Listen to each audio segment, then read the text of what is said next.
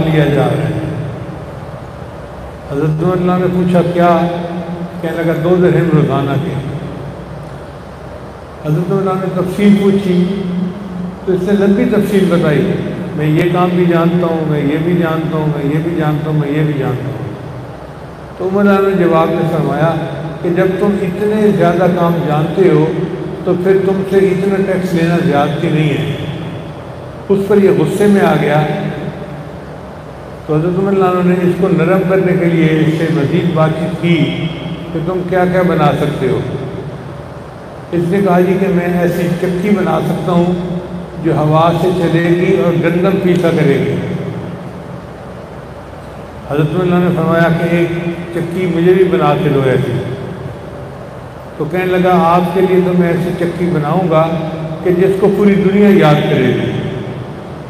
اس کے ان الفاظ کو سن کر حضرت عمر کو اندازہ ہو گیا تھا کہ یہ شخص دل میں میرے قتل کا ارادہ کر چکا ہے۔ بہرحال چند دن گزرے، حضرت عمر فجر کی نماز پڑھانے کے لیے مصلی پہ آئے۔ یہ پہلی صف میں موجود تھا اور اس کے پاس ایک 2 دھاری خنجر تھا۔ ان خنجر کے ایک طرف دھار نہیں تھی، دونوں طرف، تاکہ زیادہ نقصان پہنچے۔ جیسے ہی مصلی پہ آئے اس نے خنجر لے کے وار کیے۔ صبح کا وقت تھا، اندھیرا بھی ہوتا ہے، لوگ اپنی نماز میں مشغول بھی ہوتے ہیں۔ تو جب لوگوں کو اندازہ ہوا کہ اس شخص نے حضرت عمر پہ حملہ کیا ہے تو انہوں نے اپنی نماز مکمل کی اور پھر اس بندے کو پکڑنے کے لیے گئے۔ یہ بکھرا ہوا تھا، اس سے تقریباً 13 بندوں کو زخمی کیا اور ان 13 بندوں میں سے 6 شہید ہو گئے۔ پھر ایک بندے نے اس کو پکڑ لیا، مگر یہ تو پہلے سے تیار تھا، جیسے اس نے پکڑا اس نے خودکشی کر لی۔ یعنی اسلامی تاریخ کا پہلا خودکش حملہ تھا۔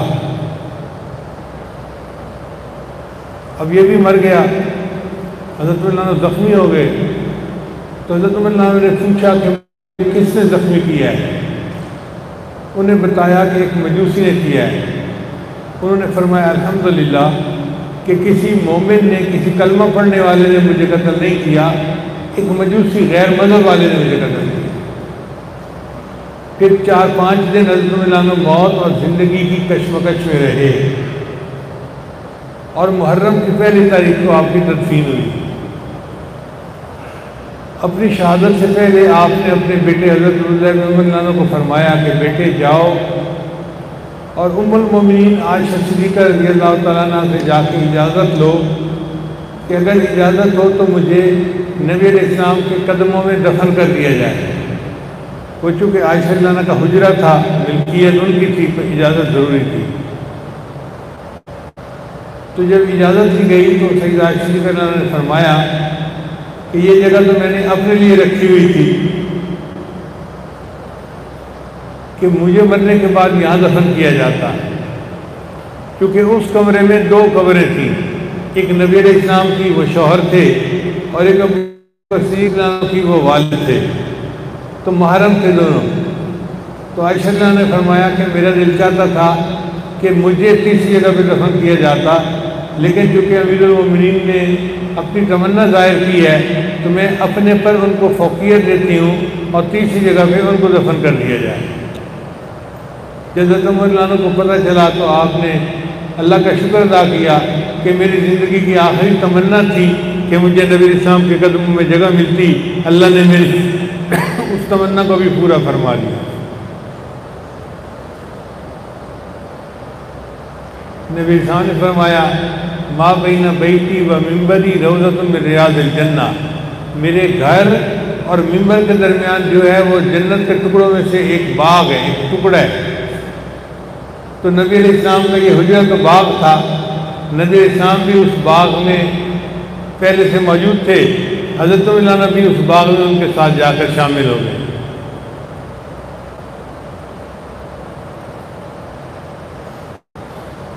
حضرت عمر رضی اللہ عنہ بہت مضبوط جسم کے مالک تھے اور پہلوان قسم کے آدمی تھے۔ کتابوں میں لکھا ہے کہ عکاظ کے میلے میں کئی مرتبہ کشتی میں بھی حصہ لیتے تھے، یعنی پہلوان جیسے کشتی کرتے ہیں تو کبھی کبھی وہ بھی کشتی کیا کرتے تھے، اتنے طاقتور تھے۔ انصاب کا علم ان کو بہت زیادہ تھا۔ یہ جو نسب نامے ہوتے ہیں نا، اس زمانے میں بڑی اہمیت ہوتی تھی، تو وہ جہاں بیٹھتے تھے بات چیت کرتے ہوئے قبیلے کی شاخوں کو آپس میں ایک دوسرے سے ملا لیا کرتے تھے۔ جب نبی علیہ السلام نے نبوت کا دعویٰ فرمایا تو عمر لانے کو بڑا غصہ تھا، یہ کون نیا بندہ آ گیا ہے جس نے آ کر ہمارے معبودوں کو برا کہنا شروع کر دیا۔ چنانچہ ایک دن غصے میں اپنی تلوار لے کر نکلے کہ میں آج جا کر مسلمانوں کے پیغمبر اسلام کا کام تمام کر لیتا ہوں۔ نہ رہے بانس نہ بجے بنسری، قصہ ختم۔ راستے میں جا رہے تھے کہ حضرت سعید نام ایک صحابی ملاقات ہو گئی۔ انہوں نے پوچھا عمر آج خیریت تو ہے، بڑے غصے میں جا رہے ہو تلوار لے کر؟ تو کہنے لگے کہ میں تو مسلمانوں کے پیغمبر اسلام کا آج کام تمام کرنے کے لیے جا رہا ہوں۔ ان کا ان کی تو خبر بعد میں لینا، پہلے اپنی بہن کی اور اپنے بہنوئی کی خبر لو، وہ مسلمان ہو چکے ہیں۔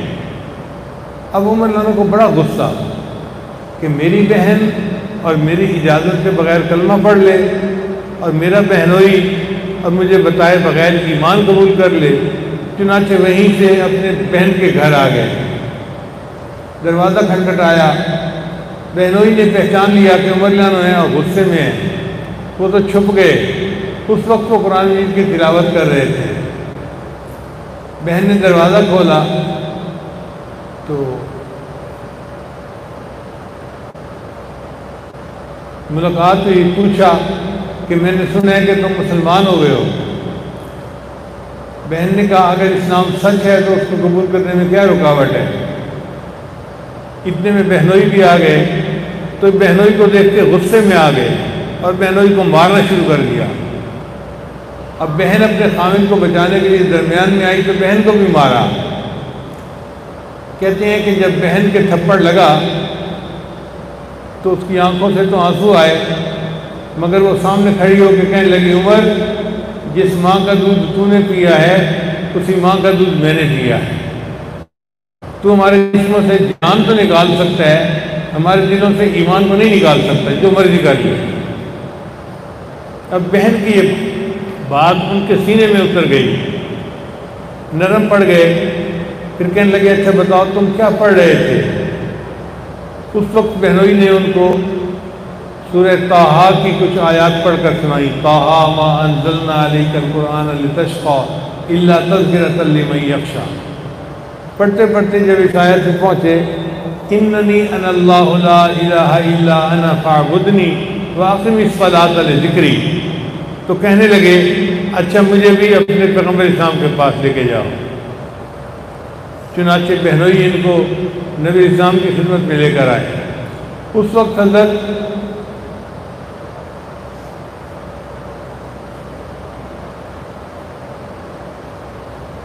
نبی علیہ السلام ایک مکان کے اندر کنڈی لگا کر کلمے کی تعلیم دیا کرتے تھے، کیونکہ کفار کا ہجوم تھا اور ان کا خطرہ ہوتا تھا۔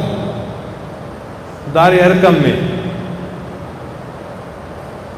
جب نبی علیہ السلام کی خدمت میں عمر لانو آئے تو دروازہ کھٹکھٹایا، اندر لوگ تھے، انہوں نے سوراخ میں سے دیکھا تو انہوں نے دیکھا کہ عمر کھڑا ہے اور تلوار ہاتھ میں ہے، تو وہ گھبرا گئے۔ اے اللہ کے نبی وسلم عمر باہر کھڑا ہے اور ہاتھ میں تلوار ہے، لگتا ہے وہ تو لڑائی کے لیے آیا ہے۔ حضرت حمزہ جانو ایمان لا چکے تھے، وہیں موجود تھے۔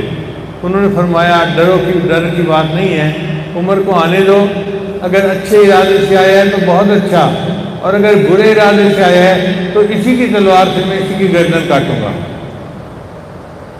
چنانچہ دروازہ کھولا گیا، مگر حضرت عمر کا تو معاملہ ہی کچھ اور تھا، دل پہ اثر ہو چکا تھا اور دل میں محبت آ چکی تھی۔ چنانچہ آ کے کلمہ پڑھا اور مسلمان ہو گئے۔ حضرت عمر 40 مسلمان تھے، 39 مسلمان اس سے پہلے ہو چکے تھے اور ان کا نمبر 40 بنتا تھا۔ پھر ان کے اسلام لانے پر اللہ نے مسلمانوں کو مضبوط کر دیا۔ کیوں؟ اس لیے کہ اس سے پہلے مسلمان چھپ چھپ کے نمازیں پڑھتے تھے۔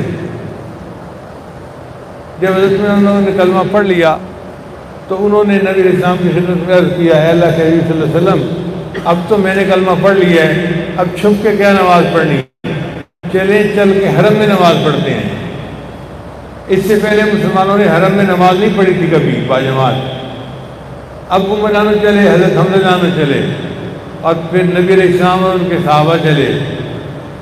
کتابوں میں لکھا ہے کہ اسلامی تاریخ کا وہ دن بڑا ہی پرسکون تھا کہ جب یہ سب لوگ اسلام کے عظمت ظاہر کرنے کے لیے حرم میں جا رہے تھے نماز پڑھنے کے لیے۔ پھر عمر نے وہاں جا کر اعلان کیا کہ میں مسلمان ہو چکا ہوں اور ہم نماز پڑھیں گے، تم میں سے ہے جو کوئی میرے مقابلے میں آئے۔ اتنی ان کی دہشت تھی کہ کافروں میں کوئی بندہ ان کے مقابلے کے لیے تیار نہیں ہوا۔ چنانچہ حضرت عمر کی موجودگی میں نماز باجماعت ادا کی گئی۔ جتنے صحابہ تھے سب نے ہجرت کی، لیکن چھپ چھپ کر کی، کیونکہ کفار کا زور بہت زیادہ تھا۔ ایک حضرت عمر کی ہجرت ایسی تھی جو علل اعلان تھی۔ کتابوں میں لکھا ہے ایک دن انہوں نے اپنی تلوار سنبھالی، اپنی کمان سنبھالی اور تیر سنبھالے، اور یہ تینوں چیزیں لے کے حرم میں آ گئے اور آ کے طواف کے 7 چکر کیے، اور 7 چکر لگانے کے بعد اعلان کیا، اے کفار، میرا نام عمر خطاب ہے اور میں ہجرت کے لیے نکلنا چاہتا ہوں، اور میں یہ اعلان کر رہا ہوں کہ اگر تم میں سے کوئی چاہتا ہے کہ اس کی ماں اسے روئے، کوئی چاہتا ہے کہ اس کی بیوی بیوہ ہو، کوئی چاہتا ہے کہ اس کے بچے یتیم ہوں، تو وہ میرے مقابلے میں آ جائے۔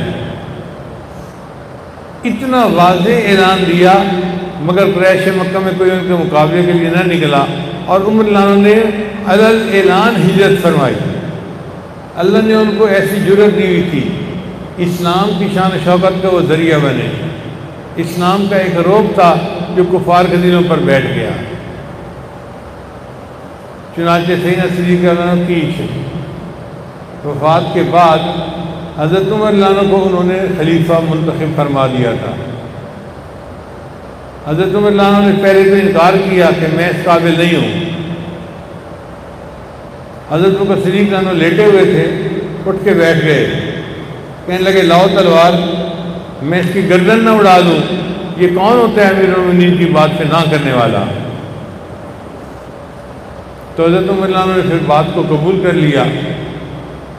حضرت بکر صدیق رضی اللہ عنہ فرمایا کرتے تھے قیامت کے دن اللہ جب مجھ سے پوچھیں گے کہ تو اپنے بعد اتنے سخت بندے کو کیوں خلیفہ بنا کے آ گیا، تو میں کہوں گا یا اللہ، تیری مخلوق میں مجھے سب سے اچھا وہی ملا تھا، اس لیے اسے میں نے خلیفہ منتخب کر دیا۔ طبیعت سخت تھی مگر طبیعت میں عدل و انصاف تھا، زیادتی نہیں کرتے تھے، دل میں درد تھا، غریب کا، چھوٹے کا، ہر کسی کا۔ چنانچہ انہوں نے زندگی کے 10-12 سال اتنی اچھی اپنی خلافت کا وقت چلایا کہ دین اسلام خوب پھیلا۔ فارس فتح ہوا، روم فتح ہوا، بیت المقدس فتح ہوا، کتنے علاقے فتح ہوئے۔ علامہ اقبال کہتے ہیں تھمتا نہ تھا کسی سے سیل رواں ہمارا۔ مسلمانوں کا لشکر جدھر جاتا تھا فتح ہوتی تھی۔ اللہ تعالیٰ نے عمر لانوں کے ہاتھوں ایسی برکتیں عطا فرما دی تھی۔ سیدنا عمر رضی اللہ تعالیٰ عنہ کو اللہ تعالیٰ نے بہت خصوصیتیں دی تھی۔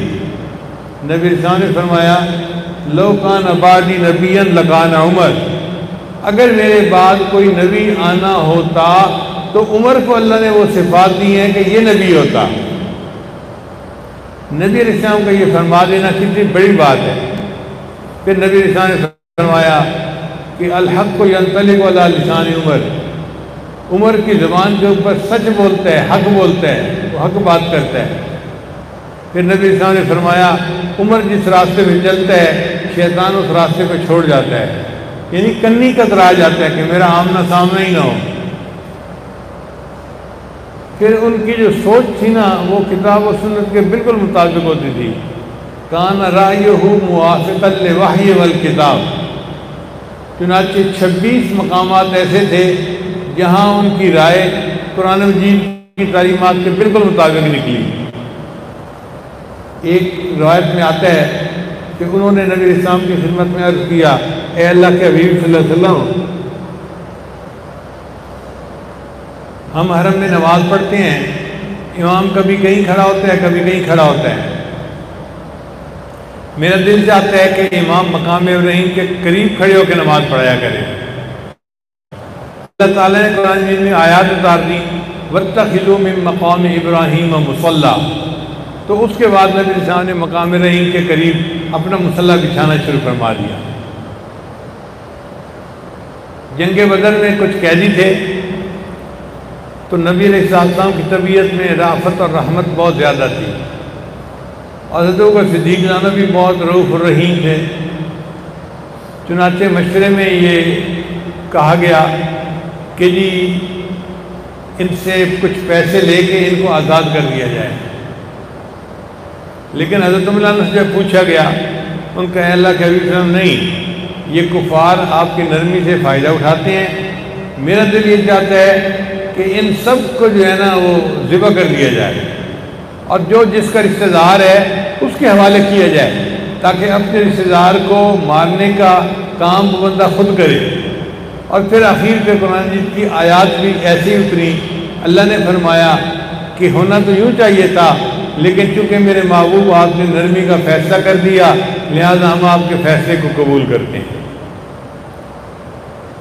عمر لانو کی رائے بالکل وحی کے مطابق تھی۔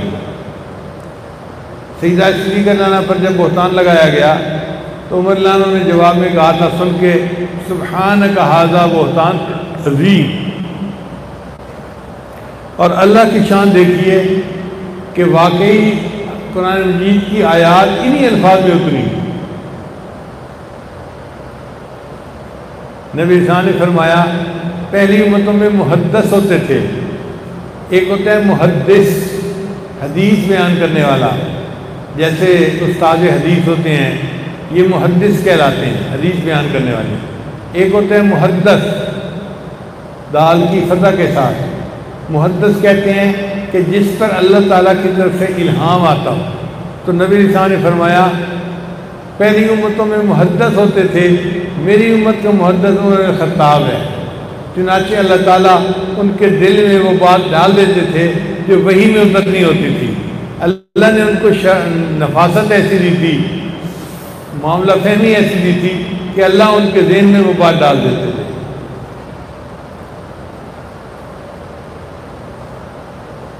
حضرت مولانا بہت کثیر البکا تھے۔ کثیر البکا کا کیا مطلب؟ ہر وقت آنسو جاری رہتے تھے، اتنا روتے تھے کہ ان کے رخساروں پر آنسوؤں کی وجہ سے لکیر بن گئی تھی، چہرے پہ لکیر نظر آتی تھی،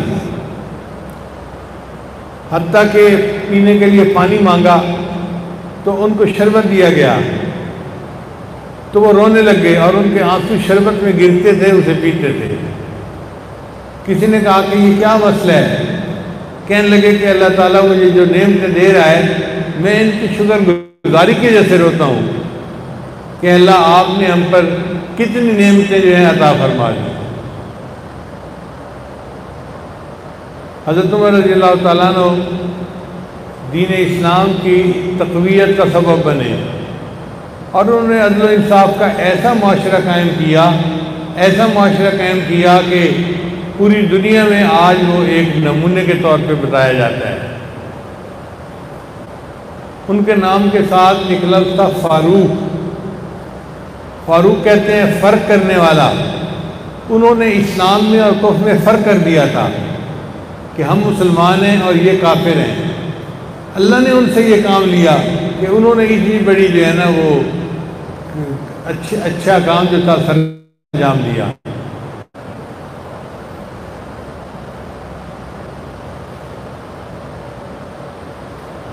اپنی شہادت سے چند دن پہلے انہوں نے حضرت حذیفہ رضی اللہ عنہ کو بلایا اور فرمایا کہ حذیفہ مجھے پتہ ہے کہ نبی علیہ السلام نے آپ کو منافقین کے نام بتائے اور مجھے یہ بھی پتہ ہے کہ انہوں نے منع کر دیا کہ منافقین کے نام آگے کسی کو نہیں بتانے. میں آپ سے منافقین کے نام نہیں پوچھتا، صرف اتنا بتا دو کہ کہیں عمر کا نام تو ان میں شامل نہیں ہے. دل میں کتنا ڈر ہوگا اللہ کا، کتنا خوف ہوگا اللہ کا کہ مجھے اتنا بتا دو کہ کہیں عمر کا نام تو ان میں شامل نہیں ہے. انہوں نے بتا دیا کہ آپ کا نام شامل نہیں ہے تو دل میں تسلی ہو گئی.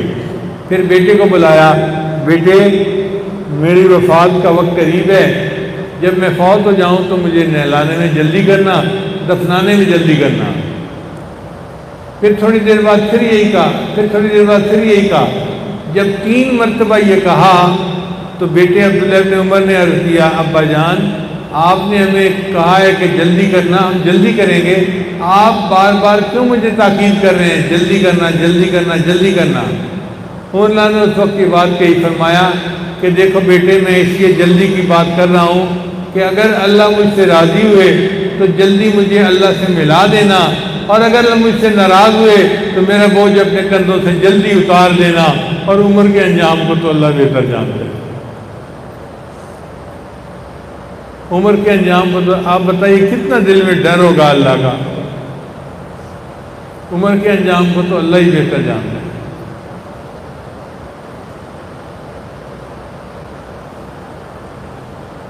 اللہ تعالی ہمیں ان ہستیوں کے فیوضات سے مستفید ہونے کی توفیق عطا فرمائے، اور ان کو اللہ تعالیٰ اپنے قرب کے اعلیٰ ترین درجات عطا فرمائے. وآخر دعوانا ان الحمد للہ رب العالمین.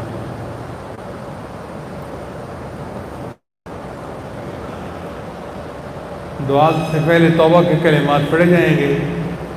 جو حضرات بیعت ہونے کے لیے آئے ہیں تو وہ طائب ہونے کی نیت سے آئے ہیں، سچے دل کے ساتھ کے کلمات ساتھ ساتھ پڑھتے رہیں. پڑھیے بسم اللہ الرحمن الرحیم. لا الہ الا اللہ محمد الرسول اللہ. آمنت باللہ وملائکتہ وکتبہ ورسلہ والیوم الآخر والقدر خیرہ وشرہ من اللہ تعالی والبعث بعد الموت. آمنت باللہ کما ہوا باسمائہ وصفاتہ وقبلت جمیع احکامہ اقرار باللسان وتصدیق بالقلب. اشہد ان لا الہ الا اللہ واشہد ان محمدا عبدہ ورسولہ. استغفر اللہ ربی من کل ذنب واتوب الیہ برحمتک یا ارحم الراحمین. ان کلمات کو پڑھنے سے ہم تو طائب ہو چکے ہیں. چند معمولات ہیں جن کو باقاعدگی سے کریں گے تو اللہ تعالیٰ دل کو منور کریں گے.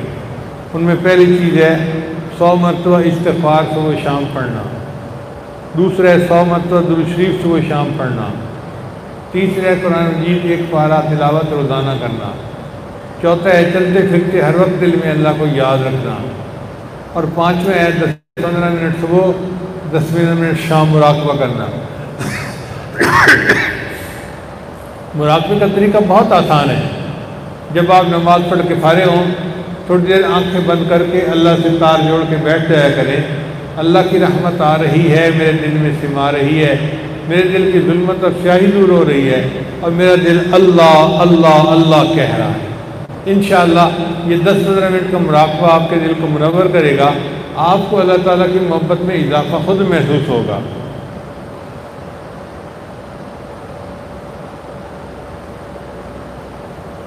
جزاکم اللہ خیر۔ سنتے پڑھ لیجیے۔